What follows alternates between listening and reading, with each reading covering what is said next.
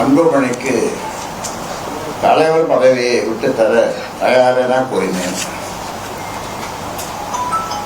அதற்காக கௌரவ தலைவர், சமூக முன்னேற்ற சங்கத்தினுடைய தலைவர் இவர்கள் இருவரையும் நீங்கள் போய் நாளை காலை பார்த்து விட்டு வாருங்கள். நான் சொல்வது இந்த மாநாட்டிற்கு முன்னாலே 15 நாட்களுக்கு முன்னாலே பார்த்து விட்டு வாருங்கள். நான் தலைவர் பதவி விட்டு கொடுக்க தயாராக இருக்கிறேன் என்று சொல்லி நான் காலையிலே உங்களை பார்க்க வருகிறோம் என்று அவர்கள் சொன்னார்கள். ஆனால்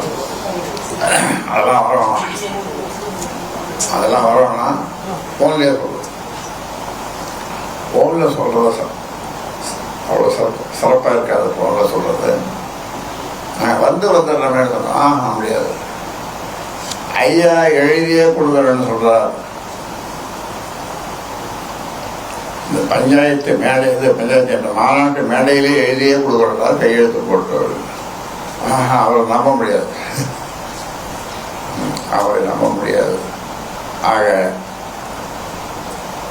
நான் தயாராக இருந்தோம். அப்படி நடந்தது.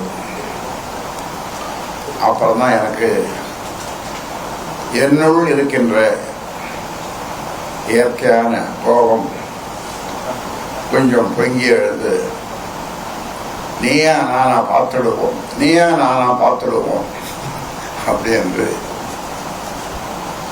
அந்த முடிவுக்கு வந்து இப்பொழுது உங்களை சந்தித்துக் கொண்டிருக்கிறோம்.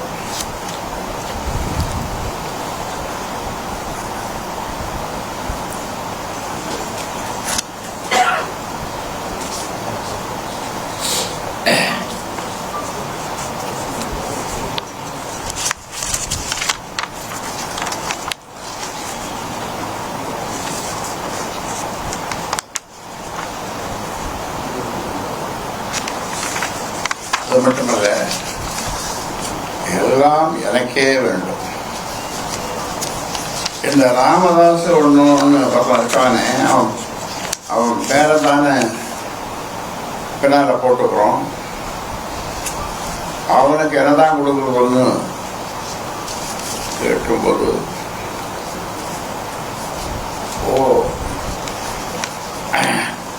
இந்த நிறுவனர் ராமதாசா அவருக்கு கேட்ட சாதிட்டு உள்ள பேரன் பேத்திகளோட விளையாடிட்டோம், விளையாடிட்டோம்னு சொல்ல கேட்டு அவன் கேட்ட சாத்திட்டு என் உயிருள்ள வரை இருக்க முடியாது. ஏனென்றால் நான் அப்படி பழகி போனேன். என்னை பார்ப்பதற்கு வருகிறவர்கள் அப்பாயின்மெண்ட் நாளைக்கு வரணும், யாரும் இருந்தாலும் பார்ப்பேன். நேற்று மட்டும் எத்தனை பேரை பார்த்தோம்? தலைமை செயலர் சொல்லும் 800. நேற்று 300. இப்படி அவர் மட்டும் வந்திருப்போம். அப்பாயின்மெண்ட்டு கிடையாது. போனில் பேசணுன்னாலும் இருப்பார். இந்த தலைவழி தான் நானே எடுப்பேன், நானே பேசுவோம். அதுக்காக தான் வேறு யாரும் தொடக்கூடாது. இப்படியெல்லாம் மக்களோடு நான் 46 வருடங்களாக பழகி வருகிறேன். அவர்கள் என்னை உயிராக நினைக்கிறார்கள். நான் அவர்களை உயிருக்கும் மேலாக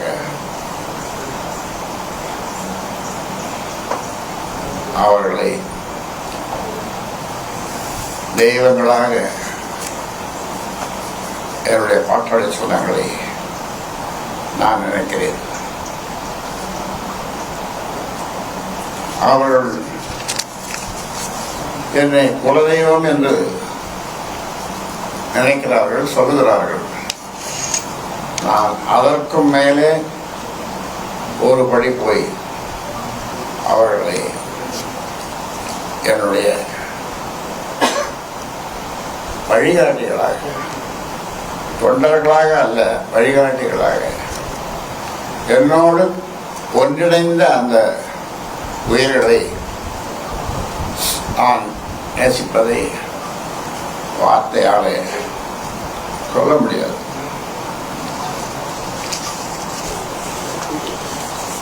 நாற்பத்தி 6 ஆண்டுகள் உழைத்து உருவாக்கி கட்டி காத்த கட்சியில் இன்னும் ஓரிரு ஆண்டுகள் தலைமையேற்க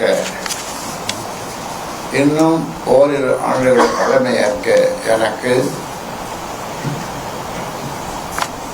உரிமை இல்லையா?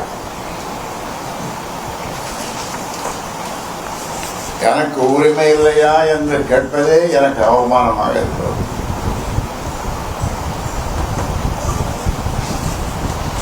ஒவ்வொரு செங்கல்லாக பார்த்து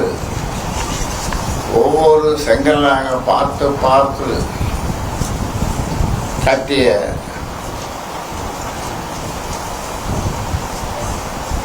கட்சி என்ற மாளிகையில், பாட்டாளி மக்கள் கட்சி என்ற மாளிகையில் நான் குடி அமர்த்தியவரே என்னை கழுத்தை பிடித்து வெளியே தள்ளுகின்ற அளவிற்கு அவருடைய செயல்பாடுகள் இருந்தன. மாவட்ட செயலாளர்கள் வருகையை அடுத்து நிறுத்தி என்னை பார்க்கக்கூடாது என்று அவரே ஒவ்வொருவருக்கும் தொலைபேசியிலே பேசி என்னை மானபங்கம் செய்தது.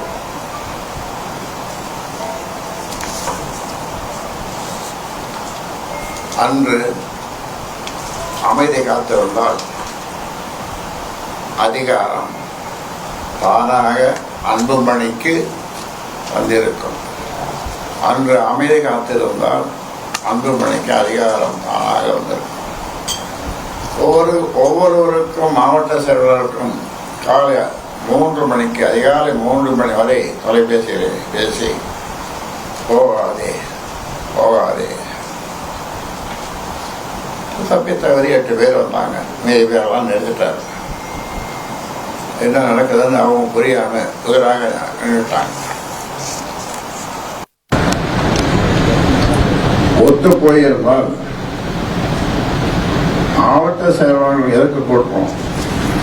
ஒரு பொய்யான தகவலை சொல்லி என்னை அடிப்படை உறுப்பிலிருந்து எடுக்கப் போகிறார், அதுக்கு ஒரு சம்மதமா, அதனால நீ போவாதே என்று மாவட்ட செயலர் அடிப்படை உறுப்பிலிருந்து அவரை எடுக்க வேண்டிய அவசியம் என்ன?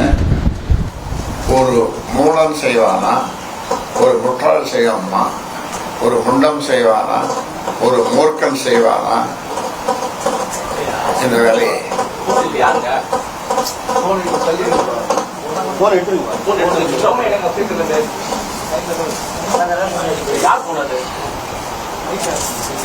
அதனால அந்த மாதிரி ஒரு நிகழ்ச்சி இல்லாமல் ஒத்துப்போயிருந்தால் ஓரிரு ஆண்டுகளில் உனக்கு முடிசூட்டு விழா நானே முன்னின்று நடத்தியிருப்பேன். 3 ஆண்டுகளுக்கு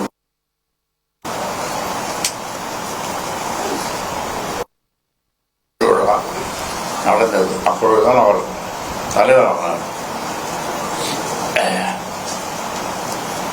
ஆனந்த கண்ணீர் விட்டேன். அப்பொழுது